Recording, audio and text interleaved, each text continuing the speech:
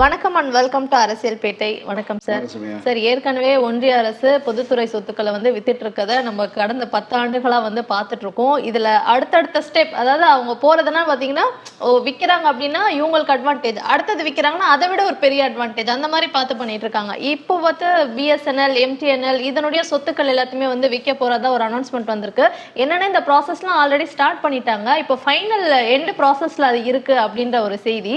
இதை ஏன் இப்போ விற்கிறாங்க, அது மூலம் வரக்கூடிய பணத்தை இவங்க என்ன பண்ண போறாங்க அப்படின்னா பாஜக அதனுடைய தேர்தலுக்காக வந்து பயன்படுத்த போகுது அப்படின்ற மாதிரியான ஒரு செய்தி வந்திருக்கு. இந்த குறிப்பாக வந்து இது மாதிரியான பொதுத்துறை நிறுவனங்களுக்கு வழங்கப்பட்டுள்ள நிலம் என்பது மாநிலங்களுடைய நிலம். இது தொடர்பாக வந்து இந்திய ரயில்வேக்காக எடுக்கப்பட்ட நிலங்களில் வந்து தேவையற்ற நிலங்களை வந்து தனியாருக்கு விற்பதற்காக வந்து ஒரு முடிவு எடுக்கும்போது நம்மளுடைய அன்றைக்கு நிதியமைச்சராக இருந்த திரு பிடிஆர் பழனிவேல்ராஜன் அவர்கள் சொன்னார், இதெல்லாம் மாநிலங்களுடைய நிலம் அப்படின்னா இன்றைய சந்தை மதிப்புக்கு நீங்கள் வந்து காசை மாநிலங்களுக்கு கொடுத்துட்டு நீங்கள் என்ன வேணாலும் பண்ணுங்கள் அப்படிங்கிற மாதிரி ஒரு கேள்வி எடுக்கணும். அதுக்கப்புறம் அந்த பேச்சே இல்லை. இப்போ என்னென்னா, இப்போ அதுக்கு அடுத்ததாக வந்து இந்த இதுக்கு வந்திருக்காங்க. இப்போ பிஎஸ்என்எல், எம்டிஎன்எல், விஎஸ்என்எல் இது போன்ற நிறுவனங்களுக்காக எடுக்கப்பட்ட நிலங்களை தனியாருக்கு கொடுப்பது அப்படிங்கிறது, இதன் மூலமாக வந்து ஒன்றிய அரசுக்கு ஒரு பணம் கிடைக்கும்னு சொல்கிறாங்க. அதெல்லாம் கிடைக்கும், ரைட்டு. ஒன்றிய அரசு அப்படிங்கிறது எங்கேருந்து வந்துச்சு?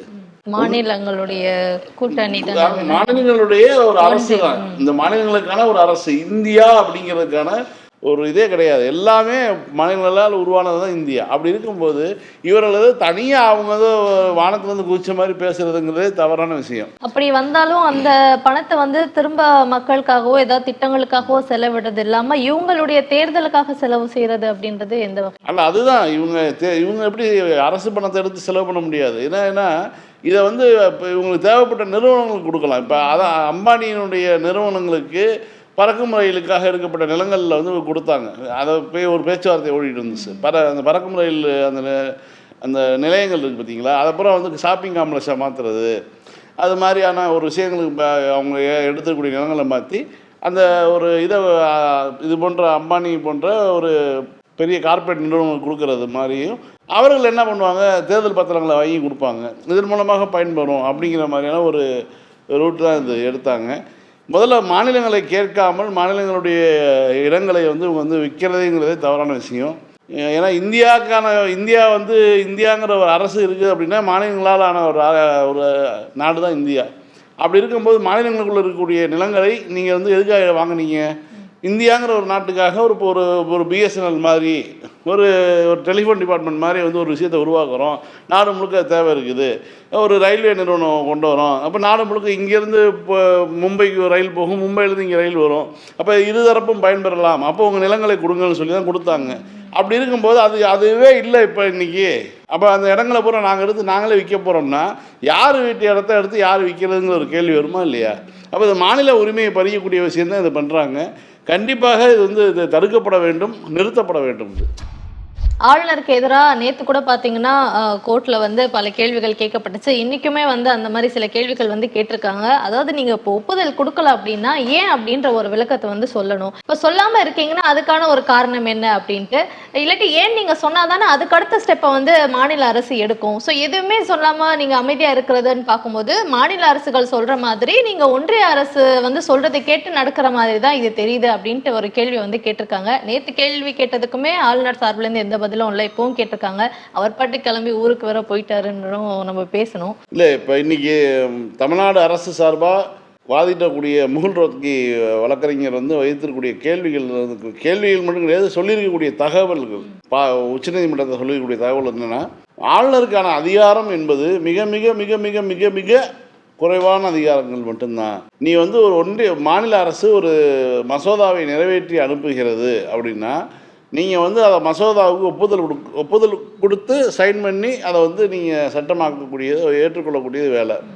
அல்லது நீங்கள் வந்து அதை வந்து மாநில அரசினுடைய அதிகாரங்களுக்கு தாண்டியது அப்படின்னு இருக்கும்போது அதை வந்து நீங்கள் என்ன பண்ணலாம்? ஜனாதிபதி இப்போ நீட் தேர்வுக்கான நம்ம ஒரு விலக்கு கேட்குறோம் அப்படின்னா, இது இந்தியா முழுமைக்குமான ஒரு விஷயத்தில் தமிழ்நாடுக்கு மட்டும் விலக்கு கேட்குதுன்னா அது வந்து ஜனாதிபதி முடிவெடுக்க வேண்டியது, ஒன்றிய அமைச்சரவை முடிவெடுக்கக்கூடியது, நாடாளுமன்றம் முடிவெடுக்கக்கூடியதுன்னு பல்வேறு விஷயங்கள்லாம் இருக்குது. ஸோ அது போன்ற விஷயங்கள்லாம் இவர் வந்து ஒரு சட்ட ஆலோசனை பெற்று அதை வந்து அவர் வந்து ஜனாதிபதி ஒப்புதலுக்கு அனுப்பலாம், அல்லது திரும்ப அனுப்பலாம். இது வந்து எனக்கு இதெல்லாம் கொறி இருக்குது, இதெல்லாம் எனக்கிட்ட இது அப்போ இது மாதிரி இதாக இருக்குது, நீங்கள் வந்து எனக்கு இது பண்ணுங்கன்னு சொன்னால் இவர் சொல்லக்கூடிய அதை கேட்டாலும் சரி, இல்லை கேட்காமல் இவர் கொடுத்தக்கூடிய அந்த சந்தேகங்கள்லாம் வந்து நாங்கள் நிவர்த்தியெல்லாம் பண்ண முடியாது, நாங்கள் வந்து எங்களுடைய சட்டத்துக்கு உட்பட்டு தான் நாங்கள் செய்கிறோன்னு சொல்லிவிட்டு மீண்டும் வந்து மாநில அரசு ஒரு மசோதாவை அனுப்பினா வாயை மூடிட்டு அதை வந்து ஜனாதிபதிக்கு அனுப்பணும். இதுதான் வந்து அவருக்கு கொடுக்கப்பட்டுள்ள டியூட்டி அப்படிங்கிறத வந்து முகுல் ரோத்தகி வந்து எடுத்து வச்சுருக்காரு. அதை வந்து உச்சநீதிமன்றம் மறுக்கலை. ஒவ்வொரு முறையும் வந்து ஹெட் மாஸ்டர்கிட்ட கூட்டிகிட்டு போய் தான் ஹோம்ஒர்க் செய்ய வைக்க முடியும் அப்படிங்கிற மாதிரி ஒரு பையன் இருந்தான்னா அந்த பையனால் வந்து யாருக்கு பெற்றோருக்கும் பயன் கிடையாது, பள்ளிக்கும் பயன் கிடையாது, அவனுக்குமே அந்த பயன் கிடையாதுங்கிற மாதிரி தான் இருக்குது. இவர் தொடர்ந்து இது போன்ற இந்த வேலையை செய்து தமிழ்நாடு அரசுக்கு அதாவது செயல்பட விடாமல் தடுக்கக்கூடிய ஒரு வேலையில் தான் இருக்கார்.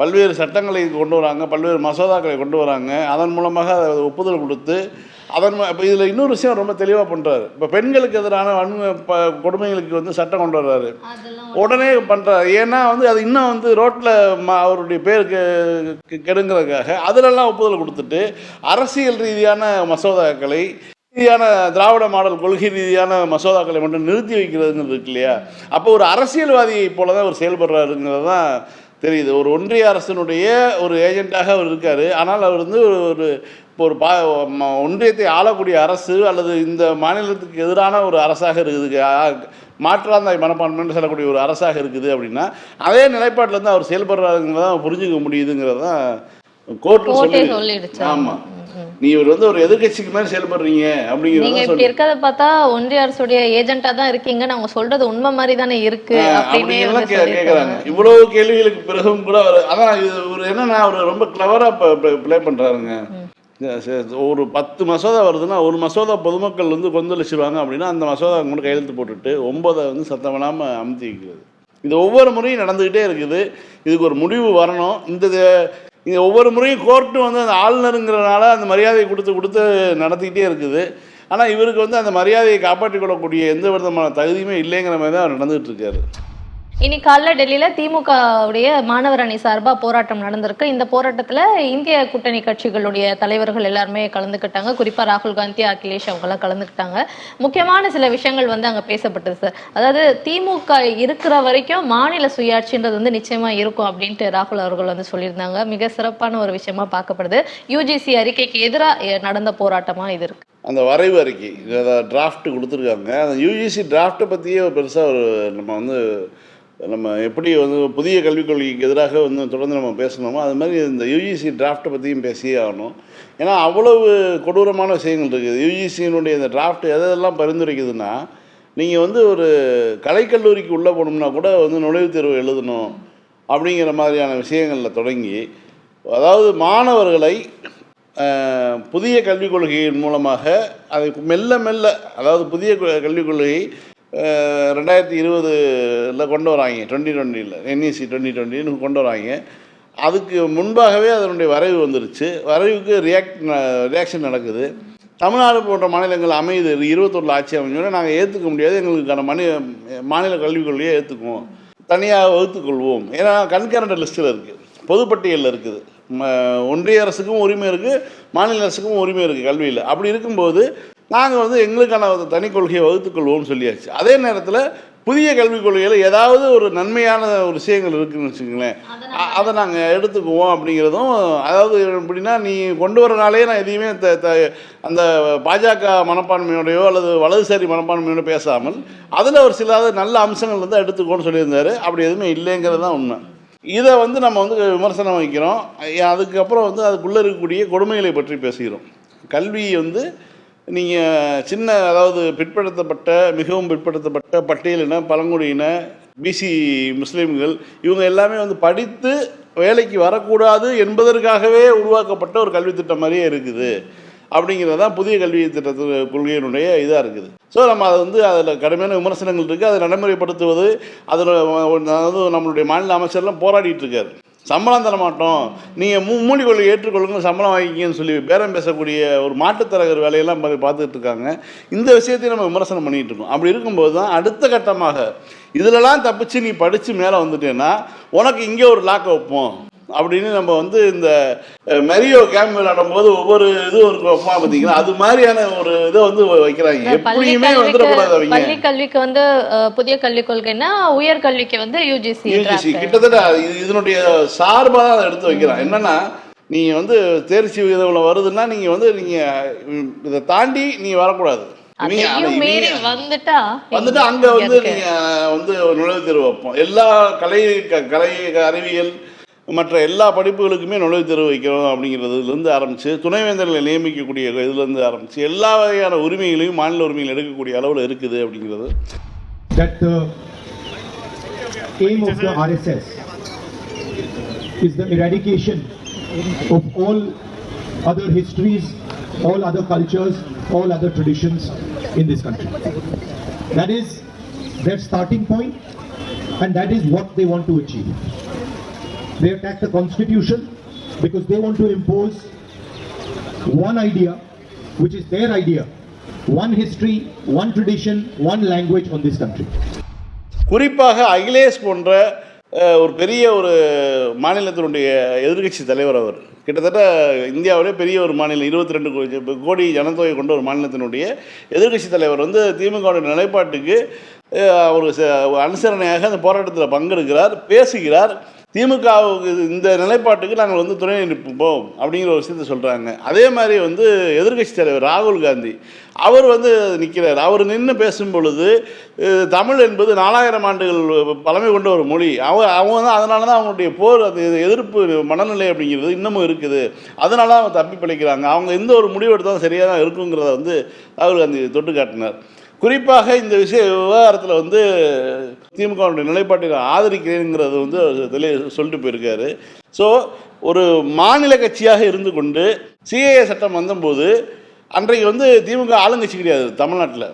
அன்றைக்கு ஒரு எதிர்கட்சி தான் அங்கே பார்லிமெண்ட்டில் வந்து ஒரு 23 எம்பிகள் கொண்ட ஒரு கட்சியாக இருக்குது. ஆனால் சிஏஏ சட்டம் வரும்போது முதல் போராட்டத்தை அறிவித்தது திமுக. எங்கே? டெல்லி ஜந்தர் மந்தரில் போராட்டத்தை அறிவித்து அங்கே போராடினாங்க. அதே மாதிரி பார்த்தீங்கன்னா வந்து ஒவ்வொரு முறையும் போராட்டத்தின் முதல் விஷயமா இருந்து செய்கிறது. இப்போ அதாவது நேற்று தான் இந்த கையெழுத்து வாங்கினார் பார்த்தீங்களா, பிப்ரவரி 5ஆம் தேதி நேற்றைக்கு தான் அந்த நாள். இங்கே இருக்கக்கூடிய எல்டாம்ஸ் ரோடு பாலசுப்ரமணியன் கோயில் வாசலில் வச்சு தான் முதலமைச்சர் வந்து சிறுபான்மை மக்களுக்கு ஆதரவாக கோயிலில் சாமி கும்பிட்டு வரவங்கள்ட்ட போய் கையெழுத்து வாங்க ஆரம்பித்தார். இது மாதிரியான விஷயங்கள் வந்து பல விஷயங்களை திமுக தான் முன்னெடுத்திருக்கு. இந்த யூஜிசிக்கு எதிராகவும் பார்த்தீங்கன்னா டெல்லியில் வேறு எந்த மாநிலத்திலையும் பெரிய ஒரு இது பற்றியான ஒரு புரிதலே இல்லாமல் அல்லது ஒரு கவலை இல்லாமல் இருக்கக்கூடிய காலகட்டத்தில் எதிர்கட்சிகளையும் பெரிய பெரிய கட்சி இந்தியாவுடைய பெரிய கட்சிகளையும் இணைத்து ஒரு பெரிய ஒரு போராட்டத்தை திமுக முன்னெடுத்திருக்குது அப்படிங்கிறது இந்தியாவுக்கான ஒரு வழிகாட்டியாக திமுக இருக்கிறது. அது வந்து ஆளுங்கட்சியாக இருந்தாலும் சரி, எதிர்கட்சியாக இருந்தாலும் சரி, இது மாதிரி கொள்கை விஷயத்தில் இந்த நாட்டினுடைய மற்ற சிறுபான்மை மக்களுடைய உரிமை, எளிய பிற்படுத்தப்பட்ட மக்களுடைய உரிமையெல்லாம் காப்பாற்றுற ஒரு புள்ளி இருக்குது பார்த்தீங்களா, அந்த இடத்துல திமுக விலகாமல் நிற்கிறது அப்படிங்கிறது தான் இந்த போராட்டத்தினுடைய முடிவு. ஸோ கல்விக்காக இவ்வளோ போராட்டங்கள் வந்து இங்கே நடந்துட்டுருக்கு. ஏன்னா மாநில பட்டியல் அது கொடுங்க அப்படின்றது நம்ம எல்லாருடைய ஒரு ரெக்வஸ்ட்டாக இருக்குது. இப்போது அமெரிக்காவில் ட்ரம்ப் வந்து அதிபர் ஆகிட்ட பிறகு பல மாற்றங்கள் நடந்துகிட்டே இருக்குது. இப்போ அவர் வந்து கல்வி பற்றி சொல்லியிருக்கிறதுன்னா அந்தந்த மாநிலங்களே வந்து கல்வியை வந்து பார்த்து கொள்ளுங்கள் அப்படின்ற மாதிரி சொல்லியிருக்காரு. ஆனால் அதற்கு வந்து கொஞ்சம் எதிர்ப்பு வர மாதிரி தெரியுது சார். அதுதான். ஆனால் நம்ம இங்கே கேட்குறது அங்கே நடக்குது. ஆனால் அங்கே வந்து அங்கே இருக்கக்கூடிய டெமோக்ராட்ஸ் அவங்க வந்து இது வந்து ஒரு மோசமான முடிவு, எங்கெல்லாம் வந்து ட்ரம்புக்கு வாக்களித்தார்களோ அந்த மாநிலங்கள் தான் அதிகமாக பாதிக்கப்படும் அப்படிங்கிறாங்க. ஆனால் அவர்களை பொறுத்த வரைக்கும் இராணுவம் நிதியை மற்றும் வந்து நாங்கள் கையில் வைத்துக்கொள்வது, மீதி எல்லா மாநிலங்களுடைய பொறுப்பில் கொடுக்குறதுங்கிறதுல வந்து அவங்க ரொம்ப நாளாகவே இருக்காங்க. கல்வி இது போன்ற விஷயங்கள், அதேமாதிரி ஹெல்த்து, இதெல்லாம் வந்து அவங்களுடைய கட்டுப்பாட்டில், அமெரிக்க அதிபருடைய கட்டுப்பாட்டில் தான் இருக்குது. ஏன்னா நீங்கள் நல்லா பார்த்தீங்கன்னா கோவிட் வந்தபோது அவர் தான் அறிவிக்கிறார், ஒரு வீட்டுக்கு இவ்வளோ டாலர் மாதம் கொடுக்குறேன் அப்படிங்கிற அந்த ஒரு அறிவிப்பாக இருக்கட்டும், பல்வேறு அறிவிப்புகளும் வந்து அவர் அந்த காலகட்டத்தில் அறிவிச்சதெல்லாம் வந்து அந்த ஹெல்த்தை அந்த மாதிரியான விஷயங்கள் கையில் வச்சுருக்காங்க தான். இப்போ வந்து என்ன பண்ணுறாரு, மாநிலங்கள் அந்த பொறுப்பை ஏற்றுக்கொள்ளட்டும். ஏன்னா வரி வசூல் பண்ணக்கூடியது மாநிலங்கள் வரி வசூல் பண்ணுது. அப்படி இருக்கும்போது மாநிலங்கள் அந்த பொறுப்பை ஏற்றுக்கொள்ளட்டும்னு சொல்கிறாரு. இதை வந்து அதை நான் தான் சொன்னேன்ல, நம்மளுடைய ஒரு மாநிலங்களுடைய இதுக்கும் அங்கே இருக்கக்கூடிய இதுவும் வேறு. அது ஏன்னா அங்கே எல்லோரும் போய் குடியேறிய ஒரு நாடு. அது வந்து 50 மாநிலங்களாக பிரிக்கப்பட்டு அங்கே வந்து வாழ்கிறாங்க. அப்படி தான் அங்கே கணக்கெடுத்துக்க முடியும். அதுலேயும் வந்து ஒரு குறிப்பிட்ட மாநிலங்கள் வந்து நீங்கள் லத்தீன் அமெரிக்கர்கள் அவர்கள் குடியிருக்காங்க. குறிப்பிட்ட மாநிலத்தில் இந்த வெள்ளையர்கள், அதாவது குறிப்பாக இங்கிலாந்துலேருந்து போனவர்கள் குடியிருக்காங்க. இந்த மாதிரியான ஒரு இதெல்லாம் இருக்குன்னு வச்சுங்களேன். இருந்தாலும் அங்கே வந்து மாநிலங்களாக வந்து போய் அவங்களா பிரிச்சுக்கிட்டது தான். ஆனால் இந்தியா அப்படி கிடையாது. இந்தியாங்கிறது பல்வேறு நாடுகளுடைய கூட்டமைப்பாக தான் இந்தியா இருக்குது. அப்படி இருக்கும்போது இங்கே வந்து மாநில உரிமைங்கிறது ரொம்ப முக்கியம். நமக்கான கல்வி முறைங்கிறது ரொம்ப முக்கியம். நம்ம கல்வியை பார்க்குற பார்வை, நமக்கு கல்வி தான் முக்கியங்கிறது தமிழ்நாடு. இது மாதிரி ஒவ்வொரு மாநிலத்துக்கும் ஒவ்வொரு கொள்கைகளோடு இருப்பாங்க. ஸோ நம்ம அடிப்படையான விஷயத்துக்கான உரிமையை நம்ம கேட்குறோம். இப்போ அவங்க என்னென்னா, நம்ம இங்கே நடக்க வேண்டியது அங்கே நடக்குது, நம்ம இங்கே கேட்டுட்டு இருக்கிறது அங்கே அவர் கொடுத்துட்ருக்காரு. அவருடைய நண்பர் தானே இவரும், இவர் கொஞ்சம் கன்சிடர் பண்ணலாம். இவருக்கு தான் எங்கே கன்சிடர் பண்ணுறது? இவர் போய் கங்கால போய் முங்குறாரு. அப்பர் சுந்தர் பாட்டை தான் பண்ணி, அவர் திருநாக்கரசர் பாட்டை தான் நான் வந்து சமூக வலைதளத்தை போட்டு விட்டேன். எதில் முங்கினாலும் வந்து எதுவும் ஆக போகிறது இல்லை அப்படிங்கிறது மாதிரி ஒரு பாட்டை அவர் பாடி வச்சுட்டு போனார். அதே மாதிரி ட்ரம்ப் பண்ண இன்னொரு விஷயம் வந்து இந்தியர்களை வந்து அமெரிக்காலேருந்து வெளியே அனுப்புறது அப்படின்றது மாதிரி தான். ஸோ இந்தியர்கள் வந்து நாடு கடத்தப்பட்டிருக்காங்க. 104 பேர் வந்து சேர்ந்திருக்காங்க. இப்போ என்னன்னா, அந்த இந்தியர்கள் எல்லாருமே வந்து சங்கிலி போட்டு கட்டி அழைக்கப்பட்டு வந்திருக்காங்க அப்படின்ற ஒரு செய்தி. இதையுமே எதிர்த்து வந்து நாடாளுமன்றத்தில் எதிர்க்கட்சி எம்பிக்கள் எல்லாருமே வந்து விவாதம் செய்யணும் அப்படின்னு சொல்லியிருக்காங்க. வெளிநடப்பு செஞ்சு அங்கே வந்து கேட்டுட்டு இருக்காங்க. ஸோ கொஞ்சம் நேரம் கழிச்சு அதுக்கப்புறம் தான் வெளியுறவுத்துறை அமைச்சர் வந்து சொல்றாரு, இது வந்து ரொம்ப சாதாரணம், பெண்கள் குழந்தைகளுக்கு தான் வந்து விலங்கு போடக்கூடாது, மற்றபடி உங்களுக்கு விலங்கு போடலான்றது சட்டம் இருக்கு, அதுதான் இப்போ நடந்திருக்கு அப்படின்ட்டு ரொம்ப ஈஸியா அவருடைய பதில் இருக்க மாதிரி இருக்கு. அவங்க அப்படி தான் சொல்லுவாங்க. இப்போ நீங்கள் ஒரு பனாமா நாட்டு அதிபருக்கு இருக்கக்கூடிய சுயமரியாதை உணர்வு இவங்களுக்கு இல்லைங்கிறதா நமக்கு வந்து பெரிய அவமானமாக இருக்குது. பனாமா நாடுங்கிறது வந்து ஒரு ரொம்ப சாதாரணமான ஒரு சின்ன நாடு, அமெரிக்காவை நம்பியிருக்கக்கூடிய நாடு. அந்த நாட்டுக்கு அனுப்புகிறாங்க. விமானத்தில், இராணுவ விமானத்தில் அனுப்பாதீங்க, இப்போ பயணிகள் விமானத்தில் அனுப்புனா தான் ஏற்றுக்கோன்னு சொல்லி அந்த நாடு வந்து அமெரிக்க இராணுவ விமானத்தை தரையிறங்க அனுமதிக்காமல் திரும்ப அனுப்புனாங்க. அதுக்கப்புறம் மிரட்டி அவங்க இறங்கிட்டாங்கன்னு வச்சுக்கோங்க, அது வேறு விஷயம். ஆனால் அந்த ஒரு அந்த சுயமரியாதை உணர்வு இருக்குல்ல, என்னுடைய மக்களை வந்து விலங்கு போட்டு இராணுவ விமானத்தில் கைதி மாதிரி அனுப்பாதுன்னு சொல்கிறது இருக்குல்ல, இதே நம்ம ஒரு எல்லை வரையறையில் வந்து நீங்கள் என்ன பண்ணீங்கன்னு ஒன்று இருக்குது. நீ எல்லையை தாண்டி உள்ளே போயிட்டேங்கிறது மட்டும்தான் அதில் குற்றமாக கருதப்படும். நீ அனுமதி இல்லாமல் நீ உள்ளே வந்துட்ட, அப்போ நீ திரும்ப அனுப்புறது மட்டும்தான் ஒரு விஷயமா இருக்குமே தவிர, நீ அந்த உள்ளே போய் நீ ஒரு ஒரு ஒரு நாச வேலை ஈடுபடுற, ஒரு தீவிரவாதத்தில் ஈடுபடுற, எது மாதிரியான குற்ற செயல்களில் ஈடுபட்டிங்கன்னா அதுக்கான நடவடிக்கை வேறு. அதை தாண்டி வந்து நீ வந்து எல்லையை தாண்டிட்டேங்கிறது மட்டும்தான் வந்து குற்றமாக இருக்குது, இல்லீகல்ங்கிறத அதை குற்றமாக நீங்கள் கருதுறீங்க. அதை வந்து அவன் பிளான் பண்ணி தாண்டானா அல்லது வாழ்க்கை சூழலுக்கு எவ்வளவோ காரணங்கள் இருக்குது. உலகம் முழுக்கவே வந்து இந்த ரெஃப்யூஜிக்கான ஒரு லாவே என்ன. இப்போ உக்ரைன் போர் வந்துச்சு, 12 லட்சம் உக்ரைனியர்கள் வந்து ஐரோப்பா முழுக்க போனாங்க. அதாவது இதில் மட்டும் ஸ்வீடனில் மட்டும் 12 லட்சம் பேர்த்த வந்து உள்ள எடுத்துக்கிட்டாங்க. கோடிக்கணக்கான உக்ரைனியர்கள் வந்து ஐரோப்பா முழுக்க போனாங்க. ஒவ்வொரு நாடும் பங்கிட்டுக்கிட்டாங்க. ஏன்னா அந்த நாட்டில் சண்டை நடக்குது, வாழ வழி இல்லை. அப்போ ஒரு மனிதர்களை சக மனிதர்களாக அங்கீகரித்து அவர்களுக்கு ஏதாவது உண்டு ஒரு இடம் கொடுத்து தங்க வச்சு பார்க்குறது தான் ஒரு இன்னொரு சக மனிதனுடைய ஒரு இதாக இருக்கும்னு சொல்லி தான் அவங்க பண்ணாங்க. அப்புறம் அங்கே போர் முடியாது, நிலைமை மாற கொஞ்சம் கொஞ்சமாக திரும்ப ரிட்டர்ன் ஆகிட்டாங்கன்னு வச்சுக்கோங்களேன். இதெல்லாம் நடந்துகிட்டு இருக்குது. இப்படியான ஒரு விஷயத்தை வந்து தான் வந்து அங்கேயும் நடக்குது. அமெரிக்காவில் வந்து ஒருத்தன் போகிறான்னா, எனக்கு சொந்த நாட்டில் வாழ வழி இல்லை, நீங்கள் வந்திருக்கீங்க, ஒன்றும் நீங்கள் என்னை ஏற்றுக்க, இல்லைன்னா திரும்ப அனுப்புங்கிறாங்க. திரும்ப அனுப்புறதுங்கிறது வந்து அது எப்படி வேணாலும் அனுப்பலாம். ஆனால் 14 மணி நேரம் நிற்க வச்சே கூட்டு வந்திருக்காங்க. இன்றைக்கி ஜெகதீப் தன்கரே அது கேட்டிருக்காரு, அதுக்கு வந்து நீங்கள் விசாரணை நடத்துங்க அப்படின்னு சொல்லியிருக்காரு. 14 மணி நேரம் நிற்க வச்சு ஃப்ளைட்டில் கூப்பிட்டு வந்திருக்காங்க அப்படிங்கிறது ஒரு விஷயம் இருக்குது இல்லையா. இது வந்து இது போன்ற செய்திகளெல்லாம் வந்து மோடி அரசு பார்க்காது. அவங்களுக்கு இப்போதைக்கு தேவை வந்து ட்ரம்ப்போட அப்பாயின்மெண்ட்டு, அதுதான் இப்போதைக்கு அவங்களுடைய தேவையாக இருக்குது. ட்ரம்ப் வந்து வழக்கம் போல் வந்து கேலி குத்து தான் அடிச்சுட்டு இருக்காரு. நேற்று வந்து இஸ்ரேல் பிரதமர் நெத்தன்யாவுக்கு போகும்போது காசா அந்த ஸ்ட்ரிப்பை வந்து அமெரிக்கா எடுத்துக்கும், அமெரிக்கா எடுத்துக்கிட்டு நாங்கள் வந்து ரீபில்ட் பண்ணி கொடுப்போம், அந்த பாலஸ்தீனர்களுக்கும் வந்து என்ன செய்யணுமோ செஞ்சு கொடுத்துருவோம் அப்படிங்கிற மாதிரி அறிவிப்பு வெளியிட்டார்.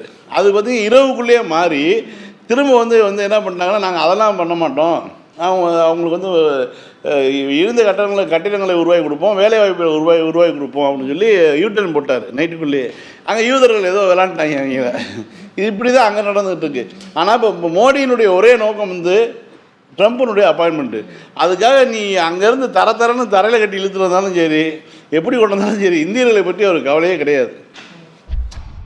அதே மாதிரி இங்கே ஒருத்தர் என்ன நடந்தாலும் கவலை இல்லை, எனக்கு தோன்றதை பேசுவேன் அப்படின்ட்டு பேசிட்டு இருக்காரு. சேலம்ல ஒரு மதுபான கடையில வந்து கள்ளச்சாராயம் விற்கப்பட்டுச்சு அப்படின்ற மாதிரியான ஒரு வீடியோ வந்துச்சு. உடனே எடப்பாடி வந்து என்னென்னவோ போட்டு அறிக்கையெல்லாம் வந்து பெருசா போட்டு விட்டாரு. திமுக இப்படி செய்கிறது, இது இல்லையா அது இல்லையா அப்படின்ற மாதிரி. மண்டையில இருக்க கொண்டே மறந்துட்டார் போல இருக்கு. அது பண்ணதே அவங்களுடைய ஆட்கள் அப்படின்றது வந்து இப்ப தெரிய வருது. இதுக்கு ஏதாவது பேசணும்ல? இல்லை, இது ஒரு சம்பவம் இல்லை சுமையா, தொடர்ந்து இது வந்து நான் வந்து 3வது 4வது சம்பவம் சொல்லணும். இப்போ நீங்கள் வந்து திருப்பரங்குன்றம் விவகாரம் குறித்து நம்ம பேசணும். அதில் வந்து இவர்களுடைய கூட்டணி கட்சியான எஸ்டிபிஐ தான் வந்து அதில் போய் இந்த தரப்பில் இருந்து நாங்கள் வந்து ஒரு போராட்டமாக நாங்கள் வந்து கோழியை வெட்டுவோம், ஆடை வெட்டுவோம் அப்படின்னு சொல்லி இது பண்ணும்போது அதிமுகவுடைய ஸ்டாண்ட் என்ன? இப்போ வரைக்கும் வாய் பேசாமல் இருக்காங்க. ஆனால் அவங்க கூட்டணி கட்சி வந்து அங்கே ஒரு இது அறிவிச்சிருக்காங்க. திமுக தன்னுடைய நிலைப்பாட்டை சொல்லுது, அனுமதி மறுக்கிறது, நீதிமன்றத்தில் போய் அரசாக வாதிடுகிறது, உங்களுக்கு இன்னொரு அயோத்தியை உருவாக்க நினைக்கிறாங்க, வாய்ப்பு தர மாட்டோம்னு சொல்லி பேசுகிறாங்க. இது நடக்குது. இன்னொரு பக்கம் பார்த்திங்கன்னா பெண்களை வந்து காரில் துரத்தக்கூடிய ஒரு வீடியோ வெளியாகுது. அதில் திமுக கொடி கட்டி இருக்குது. கடைசியில் பிடிச்சி விசாரித்தா அந்த நபர்கள் வந்து அதிமுகவை சேர்ந்தவர்கள். திமுக கொடிக்கும் அந்த வண்டிக்கும் சம்மந்தமே கிடையாது. வேணும்னே வந்து போலீஸ் வந்து தப்பிக்கிறதுக்காக ஆளுங்கட்சியை கொடி கட்டினா இதாக இருக்குன்னு சொல்லிட்டு அதிமுகவை சேர்ந்தவர்கள் கட்டினாங்க. அதுக்கு அறிக்கை விட்டார். அடுத்த நாள் வந்து இது தெரிஞ்சு போச்சு, அவன் அதிமுகவை சேர்ந்தவன் தான் கட்டியிருக்கான்னு சொல்லி. எடப்பாடி பழனிசாமி நடவடிக்கை எடுத்தாரா? இல்லை வந்து இந்த மாதிரிலாம் நடக்குது, இப்படி வந்து மாற்றுக் கட்சி கொடியை கட்டாதீங்கன்னு சொல்லி தான் பேசினாரா? அது கிடையாது. அதே மாதிரி தான் இந்த சேலம் சம்பவமும். சேலத்தில் வந்து 12 மணிக்கு டாஸ்மாக் திறக்கும். அதுக்கு முன்பாக காலையில் குடிக்கக்கூடிய குடிநோயாளிகளுடைய தொல்லை தாங்க முடியாமல் விற்பாங்க. அங்கே விற்கிறதுல அந்த ஏற்கனவே கடை வைத்திருந்தவர் அந்த அவருக்குள்ளேயும் போட்டி, அந்த கடை வச்சுருந்தவருக்கும் புதுசாக எடுத்தவருக்கும் போட்டிங்கிறனால அந்த கடை ஏற்கனவே வைத்திருந்தவர் ஆளை செட் பண்ணி அங்கே சாராயம் விற்கிற மாதிரி ஒரு இது பண்ணுறாரு. சாராய பாக்கெட்டில் வைத்து விற்பனை மாதிரி ஒரு வீடியோ எடுத்து வெளியிடுறாரு. கடைசியில் விற்றது யாரா, சாராய பாக்கெட் எங்கேருந்தா வந்துச்சுன்னு பார்த்தா அதிமுக தொழிற்சங்க தலைவர் தான் ஒருத்தர் வந்து சாராய பாக்கெட்டை விற்றுருக்காரு. இதுக்கு முன்னாடியே ஒரு அறிக்கை விட்டுருந்தார் எடப்பாடி பழனிசாமி. வந்து திமுக ஆட்சியில் வந்து சாராயம் விற்கிறாங்க அப்படி இப்படின்னு அறிக்கை விட்டுருந்தார். ஆனால் இப்போ மாட்டிக்கிட்டது அவருடைய ஆள், சாராயத்தை கொண்டு போய் வச்சதே அவருடைய ஆள். இப்போ ஏதாவது பேசுகிறாருன்னா ஒரு பேச்சும் கிடையாது. அவர் மீது நடவடிக்கை எடுத்துக்காரா? நடவடிக்கை எடுக்கல. இவர் ஏதாவது எல்லா விவகாரத்துக்கும் பின்பாகும், நீங்கள் திருப்பரங்குன்றம் விவகாரமாக அதில் பின்னாடி இவங்க இருக்காங்க, இவங்களுக்கு ஒரு கருத்து கிடையாது. அதே மாதிரி பார்த்தீங்கன்னா இந்த ஒவ்வொரு சின்ன சின்ன விஷயத்தை கூட அறிக்கை விடுறாரு. அறிக்கை விட்டுட்டு மாற்றுறது பூரா அதிமுக தான் மாட்டுறான். அதுக்கப்புறம் பார்த்தீங்கன்னா புலிமுட்டை ராமசாமியாட்ட அமைதியாக இருக்காரு. இதுதான் பிரச்சனையாக இருக்குது நமக்கு. ஃபைன் சார், திரும்ப நாளைக்கு இந்த நிகழ்ச்சியில் சந்திக்கலாம். மீண்டும் நாளை இரவு 9:30 மணிக்கு அரசியல் பேட்டை நிகழ்ச்சியில் சந்திக்கலாம். நன்றி. நன்றி.